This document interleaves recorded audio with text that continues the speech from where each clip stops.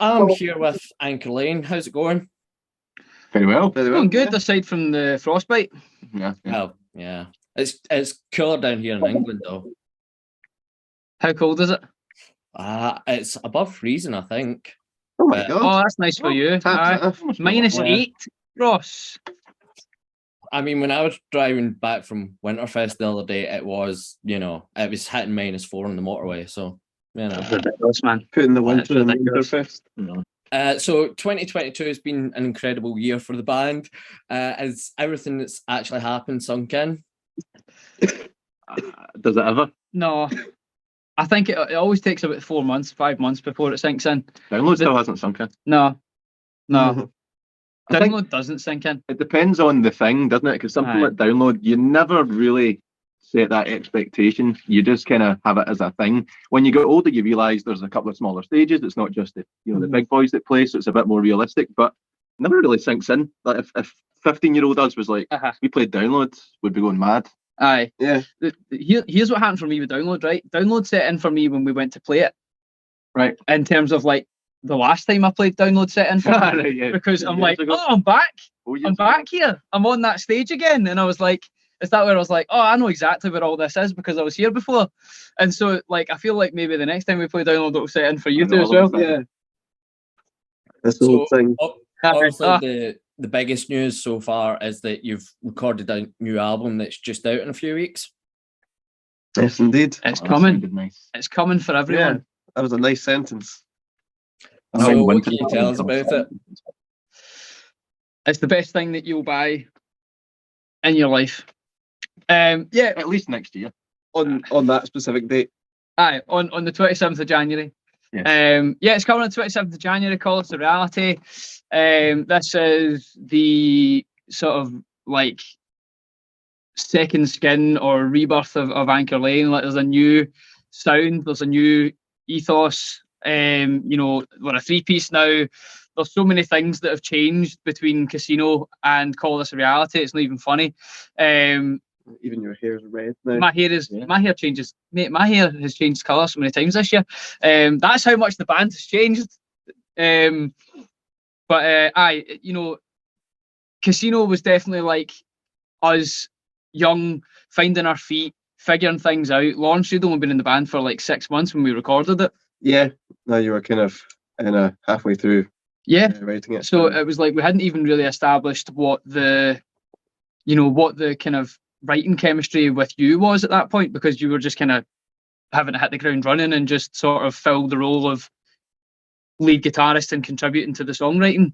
Whereas Call Us a Reality was definitely much more of a, we know where we sit. We're all a bit more assured of ourselves as people and as men. And we were actually able to just sort of find a rhythm that just happened. And also we brought Graham in, and Graham, you hit the ground running instantly. You were like, yeah, I'm down on this. We showed you some of the songs that we've been working on. I think Nitroglycerin was one of the first ones we worked on. You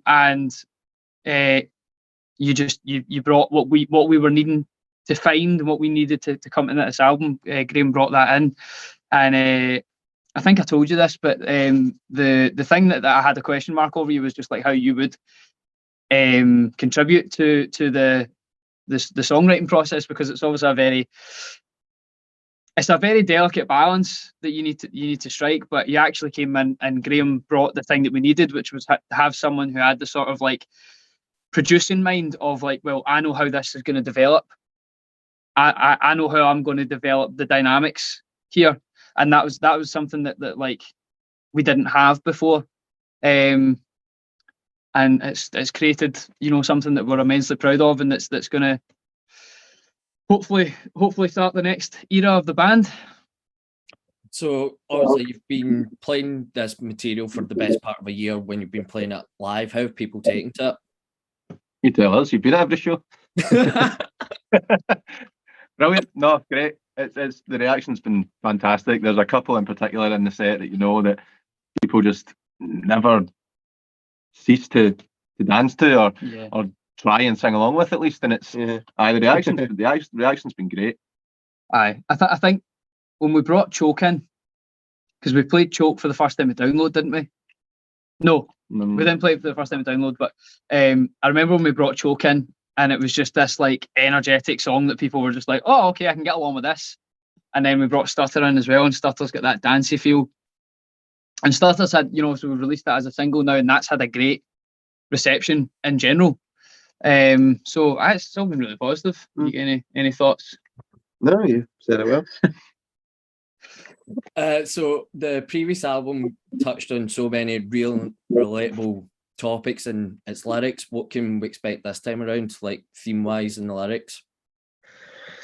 We wanted something that was a modern perspective and was kind of a truthful perspective on how we think a lot as people. So a lot of the time it was me bringing in the ideas with a kind of guitar part and a lyric part with a melody, and we kind of put it together and produced it, bouncing it off each other from there. Sometimes it changed a lot from the original idea, and sometimes structurally, or say it wasn't as drastic. But like, I wanted to write something that represented the voice of all of us rather than just like my perspective, because I don't know, we're going to be on the road, we're going to be playing this stuff, rather, we're going to be living by this material. So I wanted it to be based on the stuff that we experience, or take influence from everyone's stories and everyone's struggles and everyone's situations. And we didn't want it to be about the things that feel like the sort of obligatory or slightly old hat rock topics, like drinking or whiskey and motorbikes, all that stupid shit that we wanted it to be about. Us, we live in Scotland, it's 2021, or it was at the time, and just be real about it. Just make a real piece of work that's actually going to stand out and make a be its own. And the new album's been produced by Bruce Rentoul. What was it like to work with him, and how did that differ from recording with Toby Jepson? Well, the boys can obviously speak more to how it differs from Toby. I wasn't present for the first album, in case some people don't know. So they can touch on how different that was. But working with Bruce was great. Working with Bruce was really great. He came in, did I think 2 days of pre-pro, possibly.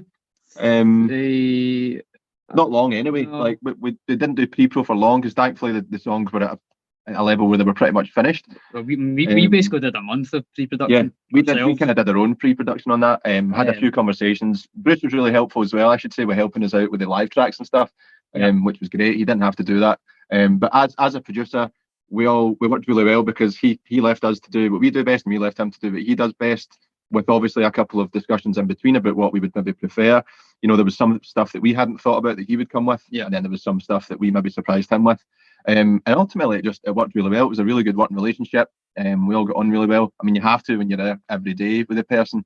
And it was pretty cold then as well. February, so you had to all kind of huddle together. So you need to be comfortable with each other if you're going to hug, especially with your clothes off, So I loved working with Bruce. I thought it was a great process. Yeah. I think that the difference between Bruce and Toby's, obviously Toby's definitely of the mindset of like, get the band in the room, and he tries to capture that live element. And Toby definitely helped us identify what we were as a band, because when Toby came in to work with us, it was very much a kind of like, what do you do? And we're kind of like, write songs, and there's no kind of real well, what's the identity? And Toby really helped us sort of like pinpoint what the identity of the band was, and he was like, you should really push yourselves more to do an alternative rock sound. And that was what kind of started on the road to then eventually working with Bruce, was that we were like, right, well, yeah, the alternative thing is sort of what is becoming more natural to us. And then when Lauren started coming in with new material, it was like, right, well, we need someone who's going to be super modern and alternative, and who's producing all the alternative and modern bands in Glasgow. It's Bruce Rentoul. And Bruce has got a real mind for making things sound more aggressive, but also more palatable, and kind of having that ear of like, okay, what's going to do well on radio, what's going to do well when it comes to streaming and all these kind of things that you do need to take into account now.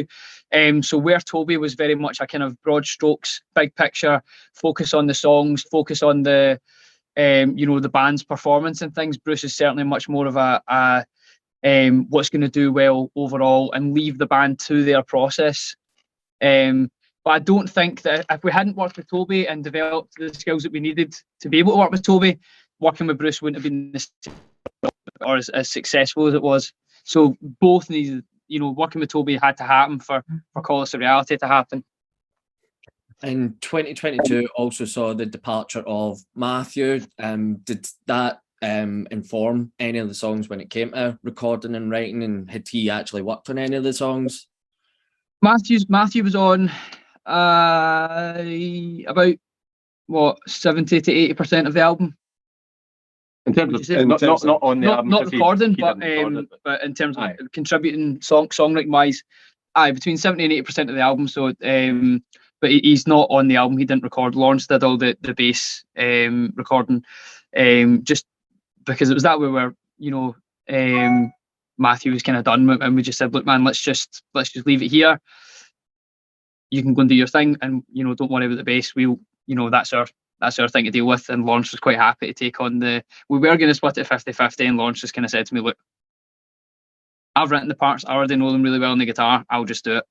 And I was like, great, that's one less job for me to do. Yeah, it just meant like the guitar and the electric guitar and the bass guitar is just more grid-like, and it kind of had the same attack with picks and stuff, which is all the kind of detail that matters when you're in the studio. I hope you don't mind me saying this, but the more you can give Lawrence to do in the studio, the better. Yes. Because you can't sit still for a second. No, fuck that. You must have walked. You must have walked. Doing Casino, because the way we did it with Casino was that the whole band recorded for like 4 days or whatever it was, and it was like X amount of takes per day of each song. And then after you did the third guitars that were going up, that were getting tracked, that was you done. Yeah. For like a week and a half, and terrible. You probably walked about 400 miles. Yeah. Because you had nothing else to do. There, mate. Oh, sorry. I would. So anyway, how have people reacted to not seeing a bass player on stage? Where's your bass player? Where's your bass? Shut up. It's been a bit mixed. The thing is, like, everyone's got an opinion, don't they? And you know what they're like. And most people that are verbal with their opinions are usually people that don't know what the hell they're talking about. So it's very easy for us to brush that off. If somebody goes, "Oh, you should have a bass player," it's like, well, you should mind your own business. We're the ones playing in front of you. You came to see us. Like, if we needed a bass player that bad, you wouldn't have come to see us. So I think 95% of people don't care. The people that really care in a good way are the sound engineers, because they love not having a bass player on stage, because it's a lot easier to mix. I'll say that on behalf of them. Every sound guy's like that. Every sound guy. So you get the odd, maybe one, maybe two. Do you know who takes it the worst? Is bass players of other bands. Oh yeah. No, they're always raging, man. I was like, why have you not got a bass player? Is there something wrong with bass players? Like, and they do self-deprecation. They do, oh, we're all arseholes, but then they're like, but why don't you have one? So yeah, get a mix. I know. So with being all over the UK this year, is there any show which stands out in particular? And you can't say Glasgow just because it's home. I mean, Glasgow always stands out, but I just said you can't say that though. I know, but I'm just making the point of, like, even if we never say Glasgow is always the best gig on any band's tour ever. Well, we know that.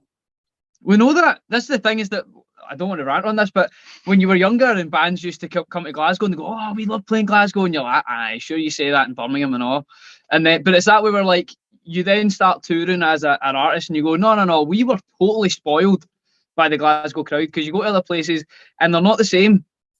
They're not the same. Sorry, but you're not Glasgow. But there's a few new places on this tour. London with Wayward Sons was really good. Yeah, aye, yeah. London's one of those where it's either brilliant or completely not. Yeah. But that was good. We've got a few new places on this tour that we're visiting. So I'm looking forward to going back to Manchester, because Manchester's just a great place to be. Yeah. Birmingham Birmingham will be good. Birmingham with the Virgin Mary's. That was our first time playing Birmingham, and that was great. And we're going back there. We're playing the Asylum 2 on the 11th of February. Yeah, I really like Huddersfield. Huddersfield was my favourite in the Virgin Mary's one. That was really good, yeah. That's where Evile's from, which is a massive thing for me, obviously. Are we playing Huddersfield? I don't think we are. No. Are we? No. Oh. But yeah, there's a few new places. So there, I suppose, because it's kind of the unknown, is it going to be a bit of a dive? Is it going to be a great place? So I think I'm looking forward to that. Yeah. Yeah. So what's one thing you love about touring and one thing you don't? Only one? One thing I love about touring is the schedule. I'm someone that needs structure, needs a schedule, and if you give me a 12-hour day full of stuff, I'm happy, because any kind of like Lawrence, I suppose, in that if I need to sit still, it's like I feel like a waster if I'm sitting still. I need to feel like I'm doing something. That everyone talks about this that goes on tour, but when you go home, it's bloody hard, because you've gone from doing so much in a day to not actually knowing what to do unless you already have something set up. So you crash as well, don't you? You're like, so the thing I love about tour is the schedule. The thing I dislike about tour is if it can go in as one, all the crap that you have to deal with. There's a bunch of stuff that as a band you don't imagine yourself dealing with when you're younger, like parking and parking fines, parking fines attendance, and bus gates and the nonsense. So that's my least favourite, is all the kind of daily crap you deal with. But the favourite part is the structure of always working for me. I mean, I love just playing new places, man. And even if you play somewhere where the crowd wasn't that receptive or whatever, so you just like going somewhere and playing somewhere new, and even if it's one or it's 100, winning over new fans and all that kind of thing. I love doing that and talking to people after the show and getting them to pre-order the album Calling Us a Reality, coming out 27th of January. Subtle. I love doing all that. The thing I don't like is the eating. Because you're just that's the thing. Here's your options, or here's the options that we gave ourselves on the last tour, was that we bought the hot and savoury bags from Huel, which is basically just dehydrated meals. It's fancy army rations, let's be honest. You pour some water on it. It's basically a pot noodle, but it's not terrible for you. And so it's fine. But after 2.5 weeks, you're looking at those bags and you're bulking, because you're just like, oh my God, I can't eat another just like cup of mush. So you're getting that, or you're getting McDonald's or Burger King or crap. So that's the thing that affects me the most, is because I feel really sluggish. My favorite. You're only allowed one of each. Not 3 this time. Surprise, surprise! I love playing music. I love thrashing about on stage and being mad in front of people. And sometimes actually the crap that you need to deal with parking and all that lot is actually you can channel that frustration into the time that you have on stage. That's why we're so good. We're just constantly frustrated. Yep. 3 angry men. And then it's the lack of alone time. I am an only child that essentially lives independently, so I'm alone quite a lot of the time. And You're stuck in a van with me and Graham. Yep. The thing is, of anyone I would like to be stuck in a van with, it's you guys. However, just generally as a thing, that is quite a hard thing to do. And to be sleeping in the same room every single bed. Aye. Having to shower together because the hot water only stays on for 5 minutes. It's tough. It's awful. So for last question, we've got you in Glasgow for the end of January, just after the album comes out. What can we expect from this Glasgow show? Fireworks. Maybe literally fireworks. I know, we're going to see if we can ask if we can get some pyro, haven't we? I think the roof might be a wee bit low. I mean, we're really going to push the boat out for this and make it a performance that like we haven't done before. Like really, really just like make it a night. In the past it's all been just like, it's a gig, whereas we want to make this a show and make this an experience for everyone to come to. People have seen this before, they know what to expect in terms of the performance. We always perform, especially in Glasgow, everyone's always up for it, and it's about getting everyone involved and everyone being a part of it. And it's just going to be a celebration of Call Us a Reality coming out, and we're going to play all the songs. We're going to play songs from Casino. We're also doing a VIP acoustic show before the main show, so which is almost sold out. The VIP tickets are almost gone. There's only a few left, so grab them before Ross grabs them. I'll grab them. Less than 10. I was surprised I actually had to pay for one. I thought I was always a VIP at your shows. You're always a VIP in our eyes, Ross. We're not in charge of that. But, that with Triple G. That's something a bit different, that we're doing this VIP show, which would be nice, a bit more of an intimate setting for these new songs as well, which will be a change for us. And we kind of test drive the acoustic thing at Planet Rock and Planet Rockstock, and it went down really well. So there might be some that people will never hear acoustic again. It could be a bit of an exclusive thing depending on how we feel about some of the songs. So there's always that. Alrighty, well, I'll leave you at that then. Cheerio. Magic. All right. Cheers, mate. Speak to you soon. Good to see you. Yeah. see you soon.